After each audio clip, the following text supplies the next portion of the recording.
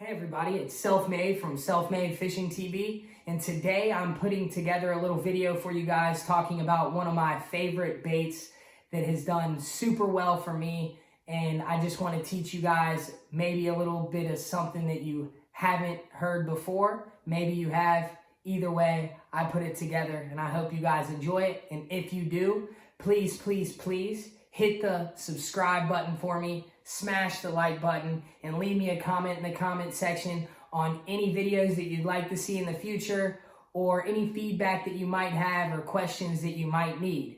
Today I want to talk about the Z-Man Chatterbait, also a couple different options that they have for the Chatterbait, as well as trailers that you can use and throw onto the Chatterbait, as well as the rod, reel, and line setup that I use, how I like to work it, and when I like to throw it. So let's go ahead and jump right into it. The first chatterbait that I have is the Chartreuse and White Original Chatterbait by Z-Man. And this chatterbait I have paired with the Death Wish hand-poured swim bait. These swim baits swim really nice in the water. I like that they're hand-poured.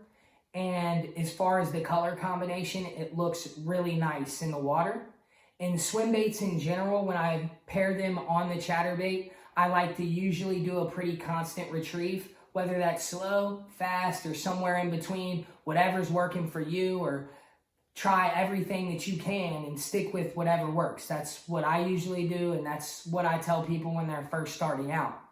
As far as another way you can throw it, you can also swim it in, stop, wait a few seconds, swim it in again. That's another way that you can work it. Just swimming it along the bank, swimming it way out towards the middle. You really can't go wrong. Just get out there and give it a try. As far as another option, this one right here is the greenback shad colored original chatterbait. So you can buy skirts for them, and that's what this is here, a greenback shad skirt on the original chatterbait. And I have it paired with the Blue Baby Bandito bug. Looks super nice on this setup. It looks really juicy. And as far as the Bandito bug and when I like to work it as opposed to the swim bait, if I am fishing in some weeds and I keep getting my swim bait stuck because it's diving so deep, the Bandito bug definitely allows you to get that up out of the weeds, keep it a little bit higher than you would the swim bait in the water column, and really trigger some bites from some fish that you might not have been able to get with that swim bait on there. And then if you're into some really thick weeds, Z-Man also offers a weedless chatterbait that you can buy. And on here, I have the Summer Crawl color. And on this combination, it looks absolutely juicy if you look here.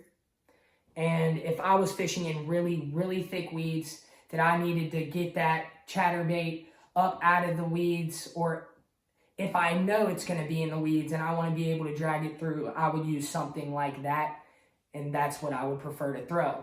As far as what I have on my rod and reel now, I have the black and blue chatterbait paired with the black and blue Bandito bug. Looks super juicy. Very nice to throw if the water's dirty. Usually I stick to these shad colored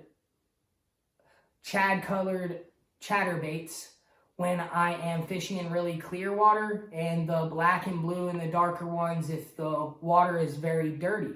But not saying that you can't catch fish off of a shad colored chatterbait in dirty water, because you absolutely can, but that's just kind of what I tend to start with. I'm going to try everything out in every one of my fishing trips and try to really pinpoint what's working, and that's what I tend to stick with.